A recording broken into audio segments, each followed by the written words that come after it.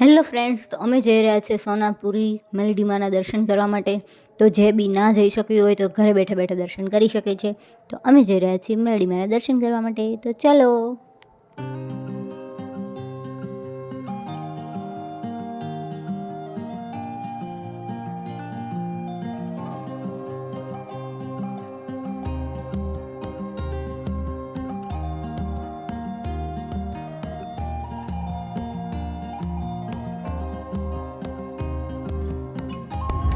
Friends, અમે જઈ રહ્યા છીએ મેલડીમાના મંદિરે દર્શન કરવા માટે.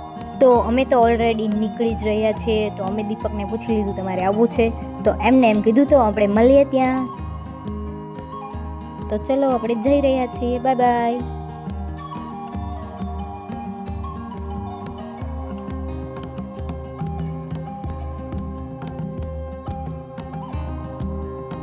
આપણે પહોંચી ગયા હતા ભોગાવામાં. ધીરે ધીરે ચાલ્યા જઈએ છીએ અને ફાઇનલી મને બેક સાઈડના કેમેરાથી વ્લોગ બનાવતા આવડી ગયું. અત્યાર સુધી હું જે વ્લોગ બનાવતી હતી એ ફ્રન્ટ કેમેરાથી બનાવતી હતી, કેમ કે મને બેક સાઈડથી નહોતું આવડતું. પણ બહુ કોશિશ કર્યા બાદ હવે મને આવડી ગયું છે. તો આપણે હવે જઈ રહ્યા છીએ. અને આ લોકો જો કેટલા શિયાળો છે તો બી ખુલ્લામાં સૂઈ રહ્યા છે. રાત્રે બહુ જ ઠંડી હોય છે તો બી આ લોકો આવી રીતે રહે છે. એમની સાથે નાના નાના છોકરાઓ બી છે. તો આપણે કંઈ કરી તો ના શકીએ, પણ એ લોકોને હોય બધાની મજબૂરી, પોતપોતાની કામ ધંધા માટે કરવું પડે.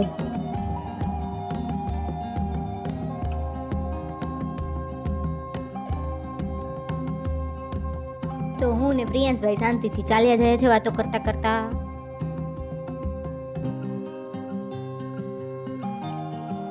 તો અમે લોકો જઈ રહ્યા હતા. તો એટલી વારમાં અમને મળી ગયો ત્યાં કાગડો. મેં એનો વિડીયો લીધો તો એ બિચારો ડરીને ઉડી ગયો અમને જોઈને. તો પ્રિયાંશ સાથે વિડીયો શૂટ કર્યા પછી આપણે લઈ લીધો રિયાંશભાઈનો વારો. અને જો એને બી હું શાંતિથી હલાડવા માંડી છું. હવે એ હાલતા શીખી ગયો છે તો હળવે હળવે હાલ્યો જાય છે.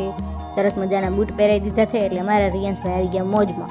એનાથી હલાણું ત્યાં સુધી એને હાલી નાખ્યું. પછી એ રડવા માંડ્યો કે હવે ભાઈને તેડો. એટલે આપણે આગળ જઈને રિયાંશભાઈને તેડી લીધા. હવે તેડીને ક્યાંક સુધી ચાલશું, ચલાય ત્યાં સુધી ચાલીએ.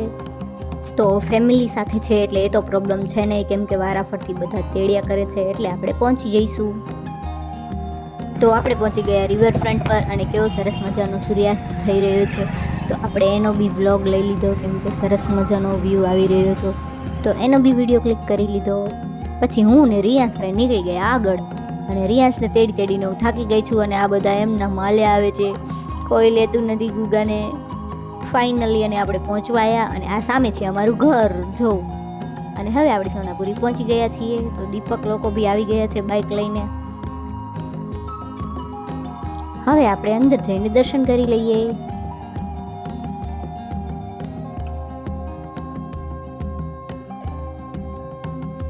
અને ત્યાં તો આપણને મળી ગયા આપણા મીતુભાઈ. તો એને રિયાંશને બાઇકમાં બેસાડવાની બહુ કોશિશ કરી કે ચલ હું તને મારી સાથે લઈ જાઉં, પણ રિયાંશભાઈ આપણા કોઈની પાસે સખણા બેસે નહીં. પછી આપણે પહોંચી ગયા મંદિર પાસે દર્શન કરવા. અને જો ત્યાં બહુ બધી લાઈન હતી, કેમ કે ત્યાં બહુ ગળદી હોય છે. ફાઇનલી આપણો વારો આવી ગયો તો આપણે દર્શન કરી લીધા. દર્શન કરીને આપણે હવે રિયાંશભાઈને પણ દર્શન કરાવી દઈશું. તો અમારા રિયાંશભાઈ પણ દર્શન કરવા માટે ઊભા રહી ગયા છે. તે રોજ ઘરે આરતી કરે છે. મારા સસરા દીવા કરે એટલે ત્યાં ઊભો રહીને જે કરે છે તો એને આવડે છે દર્શન કરતા. તો જો કેવો સરસ મજાનો પગે લાગી રહ્યો છે.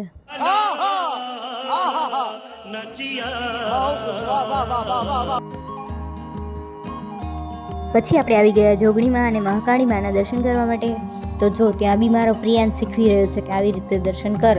અને અમારા રિયાંશભાઈ પહોંચી ગયા છે. જો સરસ મજાનો પગે લાગી રહ્યો છે.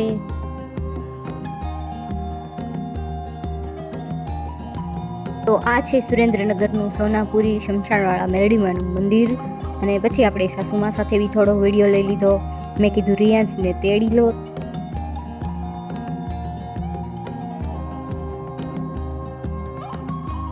તો દર રવિવારે અહીંયા બહુ જ ગળદી હોય છે અને ઘણા બધા માણસો આવે છે દર્શન કરવા માટે. અને અમે બી આવીએ છીએ.